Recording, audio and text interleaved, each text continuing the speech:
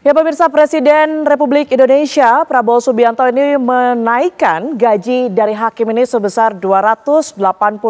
Pertanyaannya, dengan adanya kenaikan ini, dengan adanya keinginan untuk kemudian ini meningkatkan kesejahteraan hakim, apakah akan juga menghilangkan mafia-mafia hukum dan juga mafia peradilan? Itu yang akan kita bahas di Apa Kabar Indonesia Malam pemirsa. Bersama dengan sejumlah narasumber yang sudah hadir, kita akan sapa satu persatu. Di sebelah saya sudah ada Prof. Amzulian Rifai yang merupakan Ketua Komisi Yudisial. Selamat malam Prof. Amzul. Mbak Tiara. Sehat ya? Alhamdulillah. Alhamdulillah. Di sebelahnya sudah ada Pak Marwarar Siahaan yang merupakan mantan hakim. Selamat malam Pak Marwarar. Selamat malam, selamat malam. Terima kasih sudah hadir. Kemudian juga ada Prof. Suparji Ahmad yang merupakan pengamat hukum pidana. Prof. Suparji, selamat malam. Malam Mbak. Malam. Terima kasih. Dan juga hadir melalui sambungan Zoom pemirsa, Prof. Gayus Lumbun yang merupakan mantan hakim Mahkamah Agung. Selamat malam Prof. Gayus, sudah tersambung bersama kami. Ya, selamat malam. Baik, selamat malam. Terima kasih Prof. Gayus. Saya akan ke Prof. Amzulian terlebih dahulu. Prof, betul apa yang disebutkan oleh Pak Presiden begitu ya, bahwa memang posisi ataupun juga profesi hakim ini tidak pernah mudah. Banyak orang yang kemudian ini berharap atas kejujuran hakim tersebut. Tetapi kita harus ingat juga Prof, bahwa tidak sedikit pula kasus-kasus yang kemudian ini melibatkan hakim. Kalau Anda melihat dengan adanya kenaikan gaji ini, memang sudah patutkah para hakim untuk kemudian menerima sebesar itu? Ya. Prof. Amzul? Baik ya, jadi pertama tentu kita mengapresiasi. Komisi Yudisial mengapresiasi upaya kepala negara ya. Di sini tentu Presiden sebagai kepala negara memperhatikan gaji ya. Saya harus cerita sedikit dulu. Silakan. Kemarin waktu Bapak Presiden hadir di pengukuhan itu saya juga hadir. Ya. Sebelum beliau dilantik, tepatnya 20 Mei, saya berkesempatan diundang beliau ke rumah, ke kediaman sebelum beliau dilantik. Pada saat itu beliau banyak minta masukan terkait dunia peradilan, khususnya hakim. Isu yang khusus dibahas pada waktu itu, pertama soal gaji, yang kedua soal perumahan dan pengamanan hakim. Nah, bagi saya tentu saja beliau sangat memberikan atensi Concern ya terhadap dunia peradilan. Tentu kalau kita kaitkan sekarang adalah bagaimana keinginan beliau, misalnya soal investasi, kemudian economic growth yang 8%, itu akan sulit tercapai apabila public trust. Public trust itu tidak hanya lokal, ya. Karena kalau kita bicara investasi, itu termasuk investasi internasional yang sangat ditentukan oleh dunia peradilan juga. Nah, kembali kepada gaji tadi. Kemudian keseriusan kepala negara terhadap peradilan itu ditunjukkan. Misalnya mungkin selama beliau dilantik ada sekitar 5 kali beliau hadir acara-acara di Mahkamah Agung. Artinya Pak Prabowo ini sangat perhatian begitu ya sangat dengan perhatian. kesejahteraan dan juga kondisi para hakim kita. Tetapi kalau Anda sendiri menilai ini sudah patutkah angka 280% tersebut ini diterima oleh hakim kita? Ya kalau bicara patut tidak patut saya pikir panjang diskusinya ya. Tentu kan 240% itu dari mana? Sudah ada perhitungannya begitu. Nah, tapi kan dalam kondisi ekonomi negara kita seperti sekarang ini, banyak efisiensi begitu ya. Tentu kan itu menunjukkan luar biasanya. Ya, beliau memberikan perhatiannya. Kalau tadi tanyakan misalnya apakah ini sudah patut? Beliau sendiri mengatakan masih belum patut kok. Saya dengar sendiri pidato beliau kemarin. Karena ketika beliau meminta itu dihitung, diajukan, kata beliau ini masih kurang. Tambah lagi, kurang lagi. Sekarang pun 280% itu dari berapa?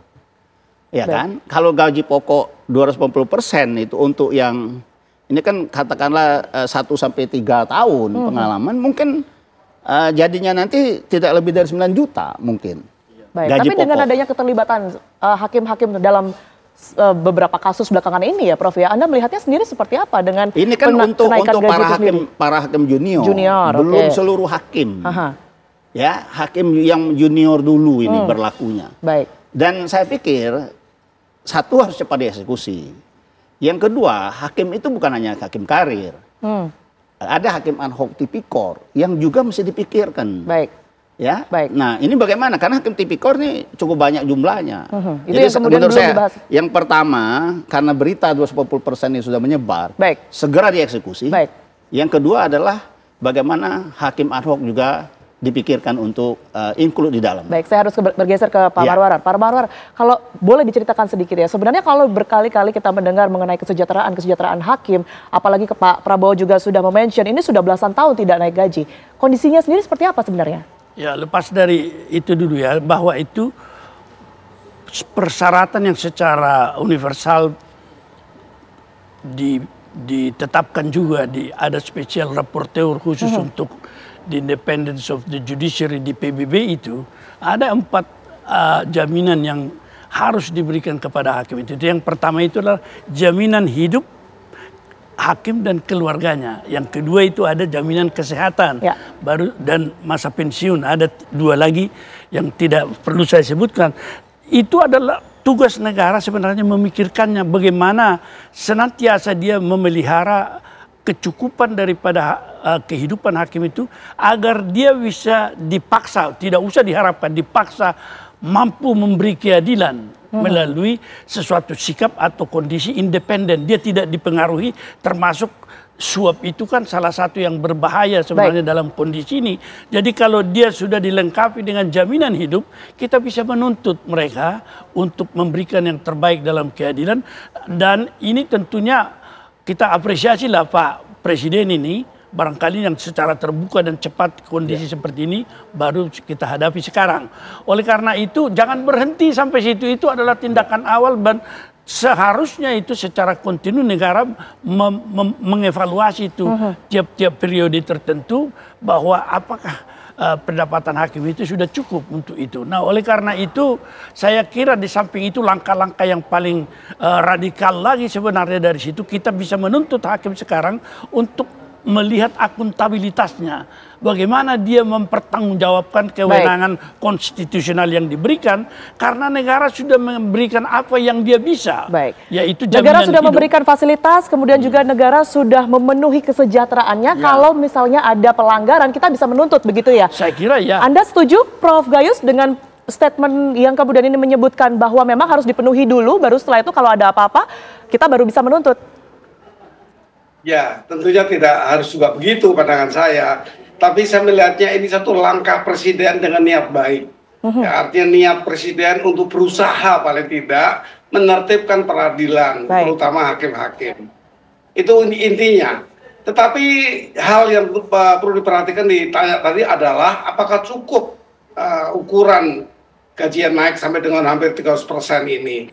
Saya akan membagi beberapa hal tentang pelanggaran hakim, terutama pengaruh intervensi yang besar adalah uang. Karena kalau saya mengaitkan dengan apa yang terjadi, orang bisa berbuat korupsi, terutama di kalangan hakim, adalah ada 3 hal. Yang pertama, by need. Hakim tidak bisa mencukupi kebutuhan keluarganya dan dirinya. Nah, bagi yang by need ini, terutama golongan di bawah ya, 3A misalnya, pengalaman setahun itu sangat-sangat rendah pada yang sebelum kenaikan ini, yaitu hanya sekitar 2.700.000 atau hampir 3 juta. Itu kira-kira apakah cukup seorang hakim sudah bertugas di pengadilan selama setahun dengan gaji Prof. Gayus, tapi itu apakah juga sudah dengan insentif-insentif dan juga keseluruhan take home pay-nya, Prof. Gayus? Kalau bicara insentif, malah saya menemukan yang lebih dari itu, yaitu gaji ilegal. Bukan cuma insentif, yang dibuat-buat. Lembaga mengakal-akalkan bagaimana supaya hakim ini cukup. Hanya untuk cukup, bukan untuk nakal itu. Itu pun perlu diatur sehingga disebut sebagai, kalau saya perhatikan, ini adalah gaji ilegal. Karena dibuat tidak sesuai aturan, tapi demi kebaikan, mencukupi hakim-hakim. Nah, ini diantaranya ada seperti itu. Nah, hari ini Presiden memiliki kebijakan yang betul-betul kita perlu apresiasi. Hanya saja saya menambahkan dulu di sini, kalau Bayani tadi sudah oke, tentunya Pak Bayani 7 juta lebih, hampir 8 juta, ini cukup. Tetapi kalau kita bicara hakim ini terdiri dari 2 posisi. Yang pertama dia hakim, kedua dia ASN ketika diangkat menjadi hakim. Nah, ini kira-kira perlu diperhatikan. Karena untuk kedudukan ASN tahun 2023 kemarin, 2024, sudah naik 7%. Apakah ini digabung juga dengan yang 28%, itu perlu dipertegas oleh Mahkamah Agung. Mahkamah Agung harus bisa mengeluarkan sebuah pedoman bahwa gaji yang baik seperti apa agar tidak hakim menyimpang atau lembaga pengadilan membuat pemberian-pemberian atau honor, ya setelah gaji ada honor dan berbagai istilah, sehingga menjadikan satu pemberian yang tidak sesuai dengan ketentuan peraturan penggajian. Ini kira-kira pandangan saya. Jadi hakim itu juga ASN. Bagaimana kita akan menggabungkan gaji ASN-nya juga sebagai hakim. Oke, baik. Dengan peningkatan salary atau gaji ini ya, tentunya masyarakat ini pada akhirnya menyoroti apa yang bisa didapatkan oleh masyarakat dengan tingginya gaji yang sudah didapatkan oleh hakim-hakim tersebut. Karena memang kenyataannya saat ini adanya mafia hukum, kemudian juga mafia peradilan ini masih terus menghantui masyarakat. Itu yang nanti akan saya tanyakan ke Prof. Suparji. Tetapi usai jeda terlebih dahulu, pemirsa, kami akan kembali untuk Anda.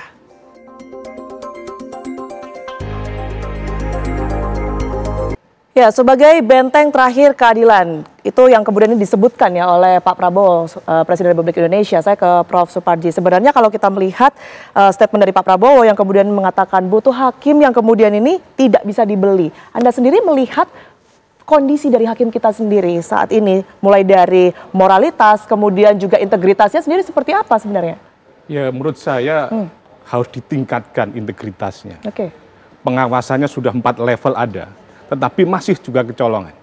Maka kata Bung Karno itu, konteks pengawasan, sekalipun saya diawasi oleh polisi rahasia dengan senjata tajam di tangannya, saya tahu apa yang harus saya lakukan. Artinya apa? Betul, pengawas itu dari dalam gitu loh. Tidak perlu pengawasan polisi rahasia, tidak perlu pengawasan dengan senjata tajam, tetapi kemudian kesadaran dari dalam untuk berintegritas, itulah mestinya harus dilakukan. Jadi, kemarin kita sudah ada KJ, ada Bawas, ada pengawasan-pengawasan dari masyarakat dan sebagainya. Tetapi kenyataannya masih seperti itu. Maka yang jadi persoalan adalah soal integritas. Bagaimana 1.541 hakim kemarin ditekankan bagaimana pentingnya pengawasan dari dalam. Pidato Ketua Mahkamah Agung kemarin bahwa hati nurani yang harus digunakan. Bahwa kemudian hakim harus menggunakan hati nurani ketika menegakkan hukum. Dan kemudian juga diajari, Ketua Mahkamah Agung kemarin mengatakan banyak bersyukur. Dan yang lebih penting lagi adalah bahwa hakim harus bersama-sama mewujudkan tujuan bernegara. Jadi penting bagaimana memajukan, melindungi, mencerdaskan, menjaga ketertiban dunia. Jadi ini adalah bisa dikatakan sebagai musibah juga.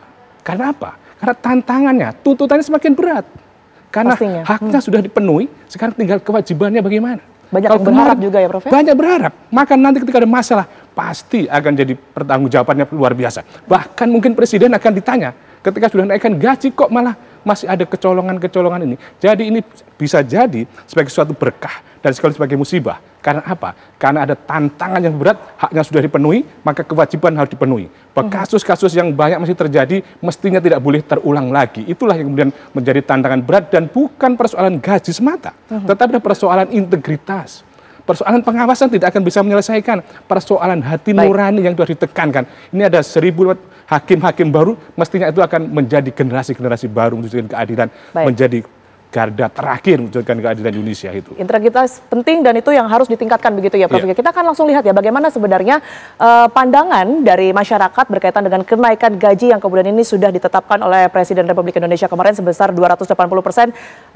Kita akan langsung sapa Nadila Saleh yang sudah berada di suatu lokasi di Jakarta. Selamat malam Nadila, seperti apa sebenarnya tanggapan warga di sana?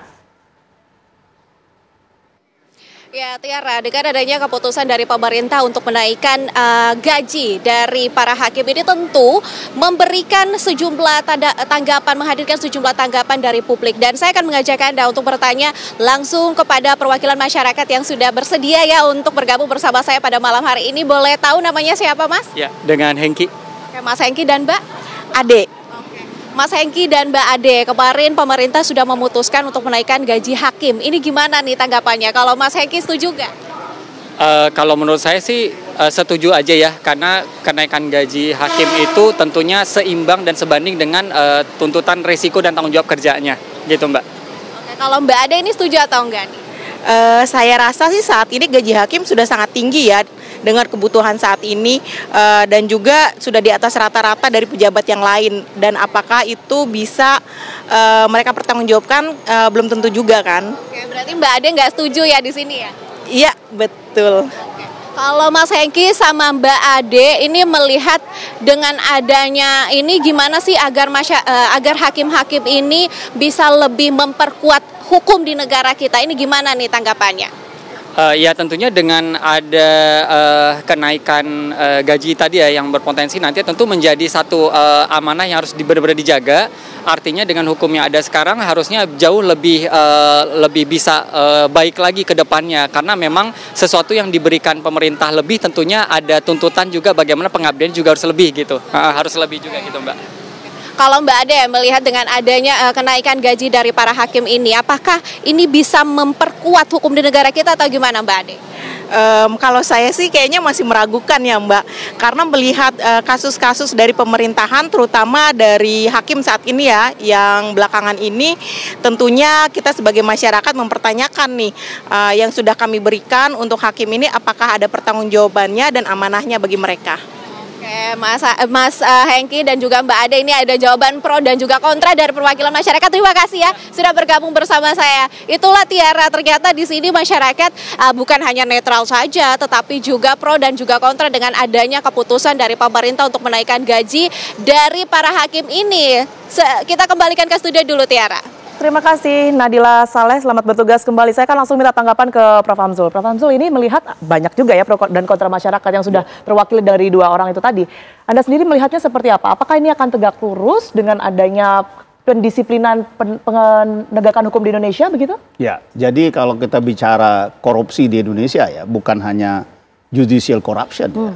Kan memang ada kompleksitas di situ ya. Kalau saya melihat kenaikan gaji itu adalah salah satu upaya pemerintah. Negara kita memberikan perhatian khususnya kepada hakim. Saya kebetulan berceramah juga kepada 1.541 hakim yang baru.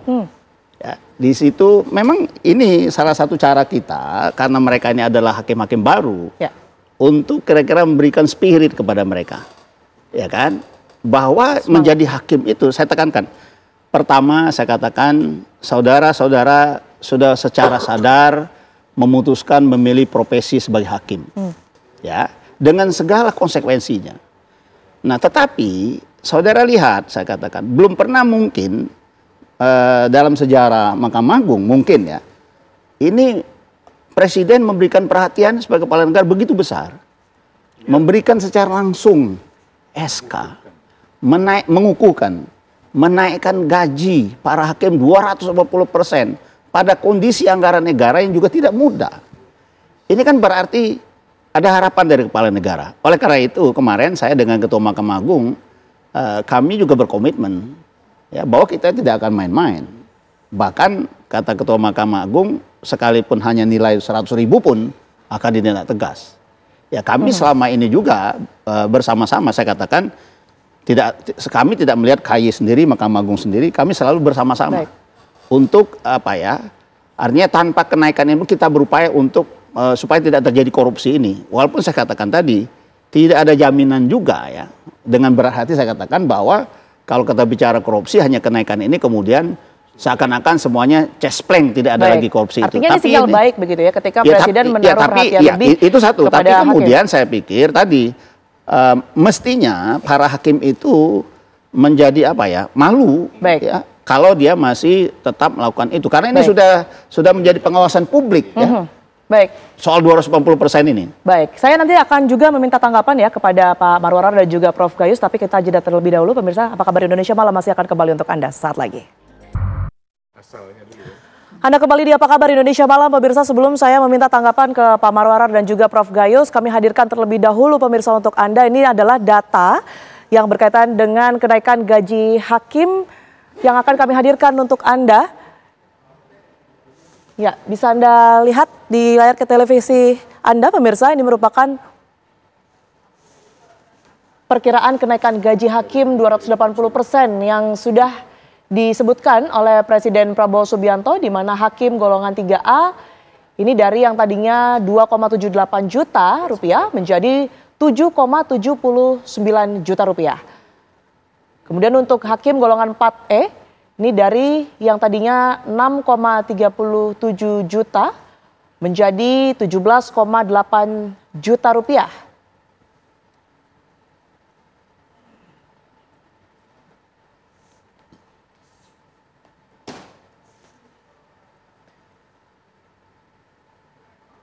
Ya pemirsa, kemudian ini gaji hakim berdasarkan PP nomor 44 tahun 2024 di mana hakim golongan 3A ini dengan masa kerja kurang dari 1 tahun memperoleh 2,7 juta rupiah hingga 3,1 juta rupiah. Sementara untuk hakim golongan 4E ini masa kerja 31 hingga 32 tahun memperoleh 5,3 juta rupiah hingga 6,3 juta rupiah.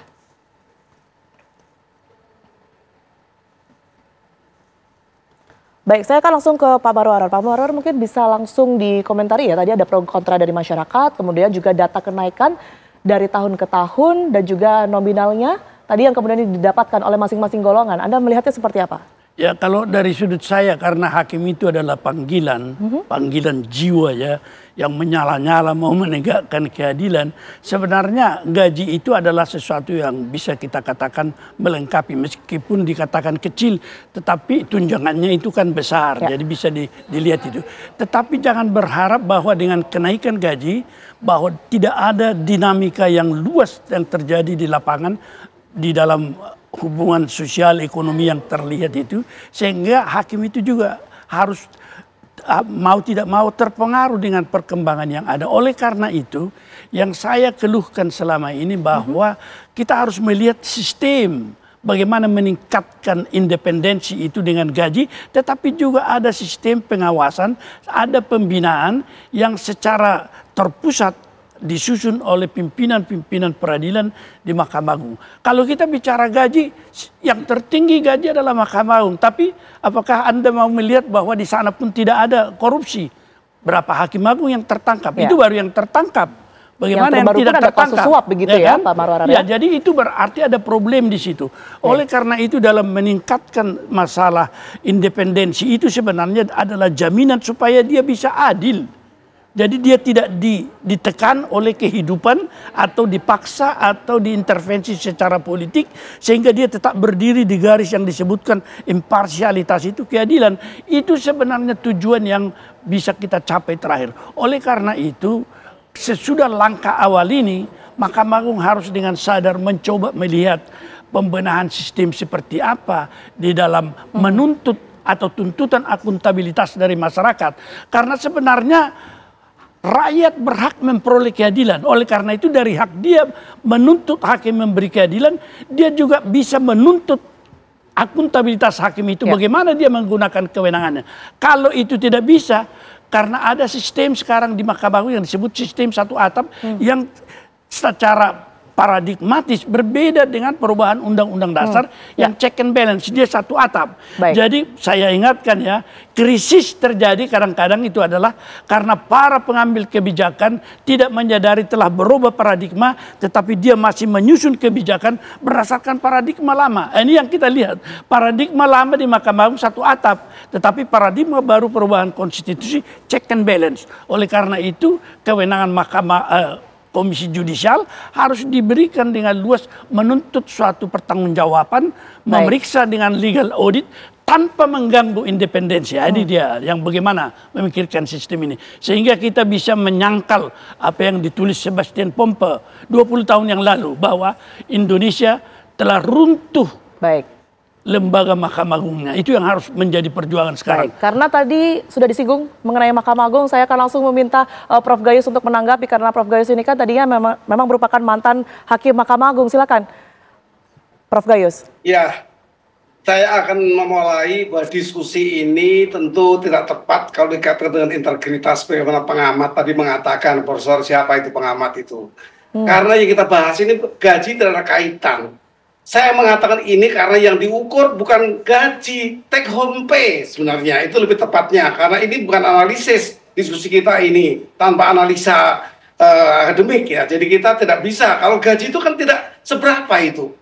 Tapi sebagai contoh, hari ini gaji hakim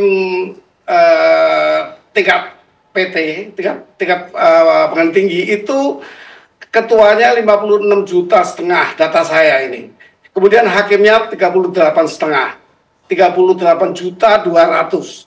Nah, ini menunjukkan ini take home pay sebenarnya. Ini bukan gaji. Kalau gajinya ya tadi disebut mungkin cuma sekitar 17,8 juta. Itu contohnya. Saya hakim agung, golongan saya golongan 4E saya ini sudah paling tinggi guys, di antara gaji hakim di bawah saya. Hakim PT Pak Marwara itu di Mahkamah Konstitusi tidak tahu berapa, tapi kalau beliau ketika di PT itu masuk yang 56,5 ini, itu take home pay. Jadi tidak bisa kita bandingkan take home pay dengan integritas. Take home pay itu besar sekali. Nah, kalau take home pay ini masih terjadi, tadi disebut pelanggaran di Mahkamah Agung, Hakim Agung beberapa, 2 paling tidak dikenakan sanksi pidana, maka ini memang kita bicara integritas. Jadi tidak bisa dikaitkan, karena integritas itu tidak kaitan dengan gaji. Gaji cukup besar. Kalau saya katakan saya di tahun terakhir 2018 pensiun itu 98 juta. Apa kurangnya? Nah, ini tentu tidak berkaitan dengan integritas, karena ini berkaitan dengan bagaimana ketamakan kalau masih melakukan penyimpangan.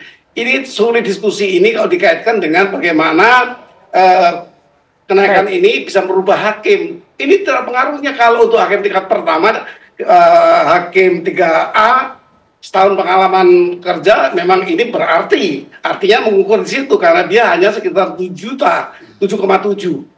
Ini tidak cukup, mungkin atau lebih dari cukup bagi penggunanya yang masing-masing mempunyai cara menggunakan gaji itu. Karena ini ada lagi yang lain, take home pay-nya tidak sekian, bisa lebih ini dengan tambahan-tambahan mungkin istilahnya remunerasi, tapi atau tunjangan prestasi. Baik, ya. oke. Ini ada. Jadi tunjangan prestasi ada. Kalau Hakim Agung bisa memeriksa satu hari 3 perkara, ini akan ada tambahan. Baik, Prof. Gayus. Saya meminta tanggapan Prof. Suparji. Silakan, Prof. Ya, jadi pertama bahwa harapannya melalui kenaikan gaji ini, kesejahteraan hakim meningkat, kualitas putusan pengadilan baik, keadilan di Indonesia terwujud. Tidak mudah tergiur suap. Tidak tergiur. Namun bahwa kemudian kenaikan gaji bukan satu-satunya jalan untuk mewujudkan idealitas tadi itu. Maka salah jalan yang lain yang harus diwujudkan adalah bagaimana peningkatan integritas, pengawasan 24 jam. Pengawasan 24 jam itu bagaimana? Pengawasan dari diri yang paling dalam. Jadi, setinggi apapun kenaikan gaji, kalau tidak ada kesadaran untuk memperbaiki diri, tidak ada integritas untuk meningkatkan kualitas putusannya, maka kemudian pada akhirnya harapan masyarakat tadi terwujud. Jadi, logika yang saya pakai, diskusi yang saya pakai adalah bahwa gaji ini diharapkan mampu mewujudkan keadilan Indonesia. Tetapi bahwa keadilan di Indonesia itu dengan keadilan di dalam pengadilan tidak semata-mata terwujud kalau seandainya orang tidak ada integritas dalam mengambil keputusan. Karena godaan-godaan sangat besar. Maka kita apresiasi langkah dari Pak Presiden dan harapannya dengan kenaikan gaji ini betul-betul mewujudkan keadilan di Indonesia. Namun demikian bahwa pengawasan dengan logika-logika yang ada tadi itu pada kenyataannya ada penghasilan yang sudah cukup signifikan tapi masih tergoda. Maka supaya tidak tergoda adalah bagaimana integritasnya adalah terwujud. Jadi ada hubungannya dalam konteks bagaimana peningkatan kualitas pengadilan. Bahwa penaikan gaji adalah bagian dari peningkatan kualitas pengadilan, kualitas kesejahteraan hakim tadi itu, tetapi kesejahteraan tadi harus dibarengi dengan integritas yang dimiliki. Sehingga kemudian ada logika dari dalam, ada kemudian kebutuhan dari luar yang kemudian terpenuhi. Maksud saya seperti itu tadi. Oke, baik, sudah diluruskan. Saya ke Prof. Amzulian. Anda sendiri melihatnya seperti apa? Kalau dari menurut Prof. Gayus ini tidak bisa dikaitkan begitu ya antara pendapatan antara gaji begitu ya dengan integritas. Tapi kalau dari KAI sendiri melakukan pengawasan ini kan sudah suatu keharusan. Apa yang akan dilakukan nantinya? Ya, jadi tentu yang pertama saya sependapat dengan Prof. Gayus tadi ya. Ini kan baru bicara gaji ya. Kalau persentase gaji tentu kecil. Take home-nya Prof. Gayus benar ya. Tetapi kalau kita bicara gaji ini tadi, paling tidak ini kan memunculkan public awareness. Ini yang penting. Seluruh mata sekarang tertuju pada profesi hakim. Ya, ini salah satu juga menjadi kontrol kepada hakim. Ada perhatian dari kepala negara sehingga harapan kita semua unsur pengawasan ini termasuk badan pengawasnya, kemudian ketua Mahkamah Agungnya, kalau KY tentu kita terus bekerja ya. Artinya KY melakukan pengawasan, bayangkan dari Januari sampai April itu dia sekitar 401 laporan. Ini ya. Hakim yang kemudian ini bermasalah atau? Semua, tentu kalau di laporan paling tidak bagi pelapor hakim itu bermasalah. Bayangkan 400 itu dalam waktu 4 bulan saja ya data itu ya. Nah kalau kami tentu KY karena perintah undang-undang dan dasarnya adalah undang-undang dasar juga ya. Kami tentu yang pertama yang dilakukan KY adalah tidak adanya kenaikan gaji, kami tentu melakukan terus, apalagi ada kenaikan gaji kami bisa saja lebih keras. Lebih kerasnya dalam bentuk apa, Prof? Mungkin? Ya tentu lebih keras di situ kami akan tidak ada toleransi lagi ya, karena itu juga kesepakatan kita dengan Mahkamah Agung. Artinya sekarang gaji sudah lebih baik dari segi persentase. Ya jadi itu kita lakukan, tidak menindaklanjuti laporan masyarakat ya. Begitu juga dengan tindakan tegas itu sudah dilakukan selama ini ya. Jadi artinya melalui public awareness ini kita harapkan justru kontrol itu semakin meluas ya. Bahkan tadi kata Prof tadi termasuk dari hakimnya sendiri. Karena sekarang dia jadi pusat perhatian nih. Menurut saya itu yang pesan yang ingin disampaikan bahwa sekarang adalah ada kemunculan public awareness yang selama ini mungkin perhatian terhadap bidang hukum ini termasuk profesi hukum termasuk kurang. Saya pikir itu kita melihat ada something behind-nya ya, hikmah yang bisa kita dapatkan. Ya, saya bergeser ke Pak Marwarar. Pak Marwarar, ini kan kekhawatiran masyarakat ini masih ada tetap ya. Tapi apa pesan Anda setidaknya untuk hakim-hakim yang saat ini masih terus bertugas ini untuk setidaknya bisa mengimbangi apa yang sudah diterima dengan kewajiban ataupun juga integritas itu sendiri? Ya, saya kira langkah pemerintah itu sebagai langkah awal pada masa ini. Kita berharap tentunya ke depan juga akan dilakukan evaluasi secara dari waktu ke waktu. Ya. Karena memang di sistem yang ditetapkan oleh PBB yang disebutkan Special Rapporteur itu berlaku universal, pendapatan hakim itu jaminan hidup untuk dia dan keluarga itu tentu harus dievaluasi dari saat ke saat gitu. Tetapi untuk kemampuan Indonesia sekarang kita apresiasi betul apa yang dilakukan pemerintah dengan harapan ke depan itu akan bertumbuh lagi. Tetapi bagi para hakim kita harus mengatakan bahwa ini bukanlah suatu pekerjaan yang menjadi pilihan bagi setiap orang, tapi adalah panggilan jiwa untuk menegakkan keadilan. Kalau dia sudah panggilan jiwa, barangkali itu tidak ada persoalan gaji di situ. Tetapi bagaimana kita punya kesadaran akan keadilan itu menjadi hak seluruh warga negara dan dia diberikan kewenangan oleh konstitusi, itu juga yang harus saya minta sebenarnya dari KY juga dan dari Mahkamah Agung. Ada sistem pembinaan, pengawasan seperti yang disebutkan itu, tetapi dia bisa juga merubah atau kalau saya katakan sekarang transformasi nilai dan sistem itu harus dipikirkan oleh pimpinan-pimpinan termasuklah itu yang masih menjadi PR begitu ya. Saya akan bergeser ke Prof Gayus. Prof Gayus, silakan, apa yang seharusnya saat ini dilakukan dan mungkin apa yang harus dipahami masyarakat dengan adanya kenaikan gaji yang tentunya menuai sorotan ini? Kalau soal integriti ya, itu semua profesi mengharuskan, apalagi TNI. Taruhannya nyawa. Kalau hakim itu kan hanya kehormatan, kemudian mahkota keadilan ini merupakan bagian utama. Tentara itu nyawa taruhannya. Kurangnya apa integritas yang harus dibangun di situ? Nah, itu kira-kira gambaran saya. Jadi jangan terlalu muluk saya pengamat itu untuk mengukur yang di luar saja. Mahkamah Agung telah menerbitkan di tahun 2020 Perma nomor 1 peraturan ini, undang-undang ini, agar pedoman menghukum itu diperhatikan. Kalau salah itu hakim akan berat sekali dari satu permainan uang yang 50 juta saja 5 tahun. 1 miliar itu seumur hidup. Ada pedomannya Perma nomor 1 tahun 2020. Kemudian apa sanksi berjenjang? Kalau sampai ada hakim menyimpang di tingkat PN, KPN-nya kena. Di Mahkamah Agung, Ketua Mahkamah itu kena. Ini ada di Perma nomor 8 tahun 2016. Kurang apa kerasnya pengamatan berdasarkan peraturan. Sudah cukup berat. Hanya bagaimana tadi memang membina. Saya terima kasih ya pandangan Pak Ketua KY. Ya, ini saya sangat salut dan ini lembaga yang paling saya dukung sejak saya di DPR dulu. Harus ada penguatan KY ini. Jadi memang perlu pengawasan yang lebih baik lagi. Perlu pengawasan yang lebih baik lagi. Di semua profesi integritas diperlukan. Ya. Apalagi mau dicuatkan dengan lebih seperti apa lagi integriti itu.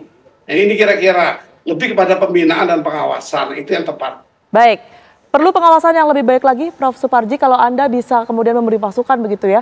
Ini apa yang paling utama yang seharusnya diawasi dengan adanya berkaitan dengan peningkatan gaji ini? Ya, pertama bahwa faktanya masih ada masalah dalam proses penegakan hukum. Oke. Oleh karenanya, itu segera diatasi. Salah satu cara untuk mengatasi masalah tersebut adalah peningkatan kenaikan gaji hakim tadi itu. Kita apresiasi itu, dan mestinya harus disyukuri. Sekarang tinggal bagaimana implementasinya adalah melahirkan kesadaran bagi para hakim itu untuk bekerja sesuai dengan hati nurani. Karena hati nurani yang paling dalam adalah sebuah kebenaran. Hati nurani yang paling dalam adalah sebuah keadilan. Itu yang ditegaskan oleh Ketua Mahkamah Agung dalam sambutan pengukuhan kemarin itu. Bahwa hakim harus menggunakan hati nurani yang paling dalam. Peningkatan pengawasan, apapun pengawasan tadi di awal sudah katakan, sekuat apapun, dengan polisi rahasia, dengan senjata tajam yang sekuat apapun, kalau tidak ada kesadaran dari dalam, maka tidak akan muncul sebuah integritas tadi itu. Maka yang paling penting adalah bagaimana secara rutin melakukan pembinaan dan pangkas pada majelis hakim, pada hakim maksud saya, supaya kemudian lahir hakim-hakim yang betul-betul memberikan keadilan. Harapannya adalah apa yang disampaikan oleh Pak Presiden betul-betul bisa diimplementasikan oleh para hakim, mewujudkan keadilan, mewujudkan kebenaran dalam masyarakat, dan bagaimana kemudian membangun Indonesia melalui hukum terwujudnya sebuah kesejahteraan bersama-sama. Gitu. Baik, Prof. Amzulian, silakan singkat saja, Prof. Saya sekali lagi ya, tentu kenaikan gaji yang 280% ini menjadi pemicu lah ya untuk perbaikan bagi hakim seluruh Indonesia. Dan terus terang mungkin sekian kali kepala negara menekankan, jangan-jangan nanti kalau nggak ada perubahan justru aparat hukum yang turun. Baik. Saya pikir itu salah satu yang bukan saya khawatirkan kemungkinan terjadi ke depan. Kalau tidak ada perubahan oleh hakim dengan pembinaan-pembinaan yang ada, justru nanti aparat hukum yang akan bertindak. Menurut saya ada kemungkinan itu. Baik, tentu kita harapkan yang terbaik begitu ya dengan adanya apresiasi dari Presiden ini untuk para hakim kita. Terima kasih Bapak-Bapak sudah hadir di Apa Kabar Indonesia Malam. Prof. Gayus, terima kasih sudah bergabung bersama kami. Sehat selalu semuanya. Terima kasih.